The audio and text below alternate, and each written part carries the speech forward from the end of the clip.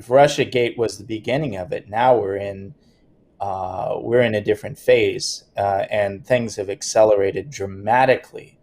Really since 1/6, but even before that, and now, there's not even this necessity of linking things with Russia. Now, after 1/6, it's domestic terror, and you see various politicians trying to link narratively 1/6 with 9/11, with the implication that basically 74 million some Trump supporters should be treated as de facto terrorists or potential terrorists. And that represents a dramatic escalation in this pre-existing trend that, really the Russia hoax was the first major wave of. Now we have full scale, basically war on terror 2.0, which, instead of the first war on terror, which is, disastrous enough, now it's, starring you and 74 million other people like you as the potential domestic terrorists. And really, that's to contextualize it in terms of the bigger picture here. The national security apparatus, which has been, politicized and weaponized against the American people, there's a number of things going on. There's a complete kind of ideological consolidation going on, a purging, a vetting. And you see that with the 60-day military National Guard stand down that occurred after 1/6. You see dramatic, extreme vetting. We get extreme vetting, but it's not for potential terrorists coming into the country. It's for people in the defense sector who may harbor sympathetic views toward Trump or MAGA. That's the extreme vetting we actually get. And it's just getting started. It's really just getting started. And it's... Dude, I remember... I'm sorry. I remember very clearly 9/11 time. And unfortunately, I've had a guest on this show who actually wrote some of these words I'm about ready to criticize. But I do remember very clearly them saying just these words smash, right? To get people associated, to associate certain ideas with certain events. They just be like 9/11, Saddam Hussein, Iraq, weapons of mass destruction, Saddam Hussein, 9/11, Al-Qaeda, Afghanistan, Iraq. And they would just mash them all up together in a way that there was just no way for the general public to really be able to understand what all those terms meant individually, what the relationships were to each other. And all you're left with is this notion that in the same bucket goes 9/11, Iraq, Saddam Hussein, Al-Qaeda, Osama bin Laden, all of that goes right together in one group.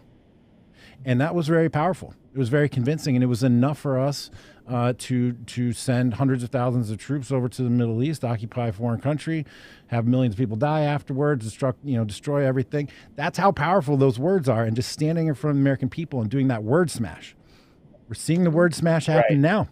And just give a little bit more context, Darren, I'm going to turn it right back over to you. You see the word smash happening, and so there's one dimension is this total ideological consolidation, the de-Trumpification, maybe even using post-war Germany as the analogy that they have in mind, a de-Trumpification of basically every institution, but in particular national security institutions, as a precondition perhaps for a much broader de-Trumpification of the country. So you have that, but you also have kind of the more boring but bottom line explanation is that a lot of this national security infrastructure that grew out of 9/11, DHS is a great example. DHS was birthed out of 9/11, and you have these huge bureaucracies with commensurately huge budgets, and they need some kind of justification for why the hell they're doing and why they're getting that money. Now, they can get some of that out of the Russia stuff. I happen to think that a lot of the China stuff happens to be just like the new national security grift. But the third component of that is this domestic war on terror. And in fact, there have been a lot of meetings and documents basically indicating that all these bureaucracies whole scale are being kind of repurposed in order to kind of accommodate that new function, that new imprimaturs. The DHS purpose now is to prosecute this domestic war on terror. So, and that's a justification for its continued existence and its continued budget. So, like with most of these things, rather than, I think, a kind of like conscious everyone sitting at the table conspiracies, which sometimes do happen, but in this case it's just kind of a conflation of an intersection of different interests.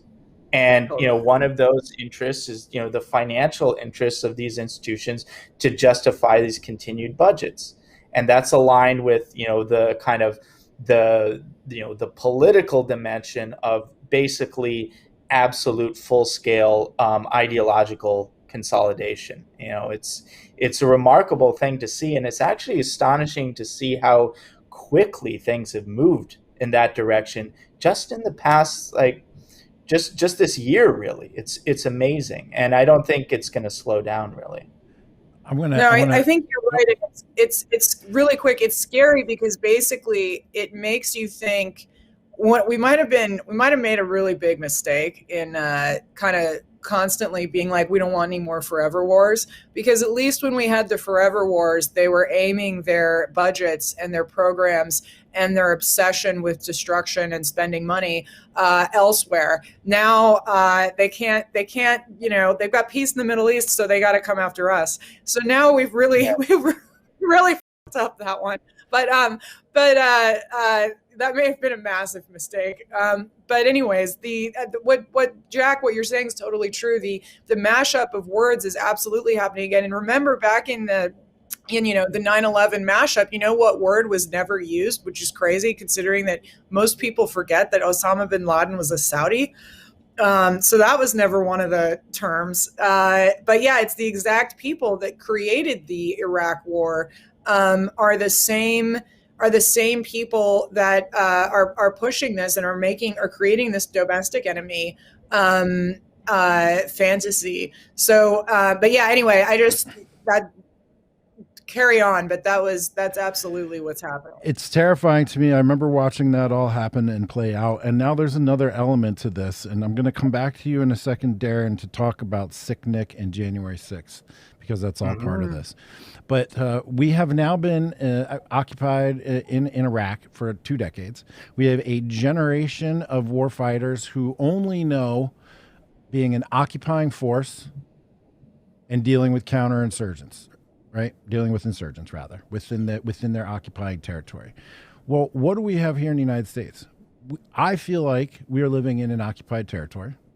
I feel like that our government has been hijacked by people that don't believe in the founding principles. And they now have an army and an apparatus that is specifically trained to root out insurgents. And we're turning that lens here on the United States. And I'm saying these people are practiced, proficient. There's theory, there's technique, there are tools, there are weapons, there are systems, there are approvals. They are trained to root out insurgents in the territory that they are occupying. And that is clearly what's happening here. And one of the ways that they do it is through an information war. And it started with the Russia, they took over the campaign or whatever, 2016. There was a whole bunch of other stuff that happened as well. The Russia bounty case, which is now completely fallen apart, right? Total bull. And there's January 6th, where now we're all being labeled as actual insurgents. And it was an attack, a lethal attack on the Capitol, the most egregious thing that could possibly ever happen. It's the weapons of mass destruction. The Sicknick is the weapons of mass destruction of the January 6th hoax. Indeed it is. So let's get into that. Darren, there was, at the time, on January 6th, I was on the streets in D.C. I remember the feeling and the energy. I didn't want to go to the White House. I knew bad things were happening. So I split after the speech. I went home and I watched everything that was happening. That day, there were reports of 4, 5, 6 people getting killed, right? Just murders and deaths everywhere. And one by one, those stories have fallen apart. And one of the most important ones is this one about Sick Nick. Tell us what happened, Darren, and tell us how Revolver was involved in sort of bringing that information to light. Yep. Happily will do so. Just a quick remark, I want to reinforce what you were saying a little bit earlier about basically what's happening is a counterintelligence operation effectively happening domestically on a broad scale. And there's actually one Revolver piece that comes to mind that I'd recommend to everyone. It's called FBI Deploys Creepy Sentiment Analysis Tools to Screen National Guard for Pro-Trump Sympathies.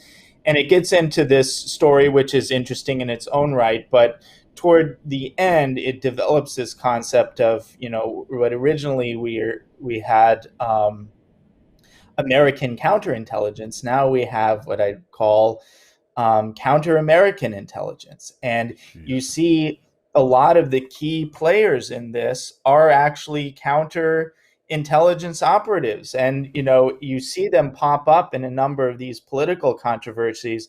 The recent controversy surrounding Tucker Carlson, who criticized this obsession with transsexualism in the military, and he got in big trouble for that.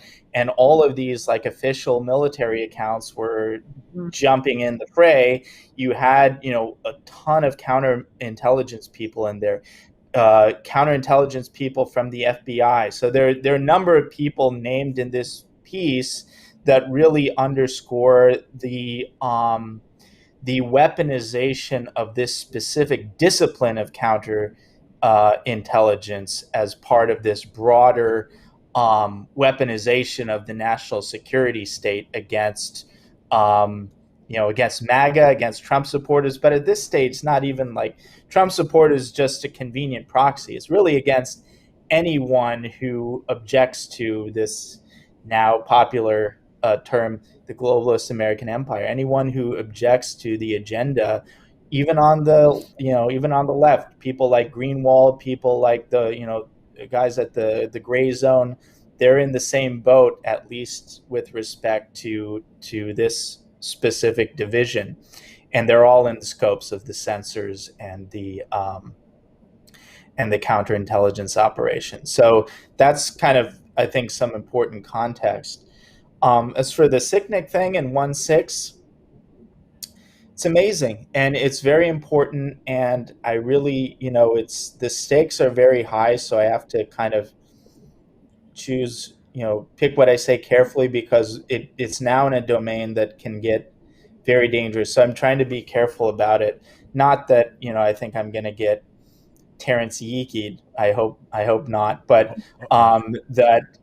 there's I think there's a lawfare dimension that I have to be sensitive to as well.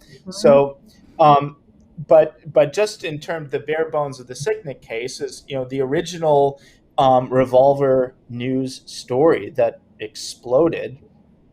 The title I think is relevant to this, and the title was MAGA blood libel. And why is this a blood libel? It's a blood libel because Sicknick's death was used to characterize the protesters and the anyone adjacent to that as a murderer. And all of the headlines that you see, the deadly riots, the fatal riots, the murderous mob, all of those words were sitting on the back of this false narrative pertaining to the death of Officer Sicknick, who, by the way, from most accounts that I've seen, was actually a Trump supporter. And interestingly enough, there's an interesting dimension there, is from reports. I haven't, been able to confirm this with him or his family or anything, but or his friends, but there are reports that he's deeply critical of United States policy in the aftermath of 9/11 and the government's policy in the aftermath of 9/11. And so how remarkable that the national security state has tried to not only politicize his death, but to enmesh it into this narrative as the neo 9/11, where this guy himself was very critical of how the government used 9/11 as a pretext for a lot of dangerous and counterproductive and unethical things.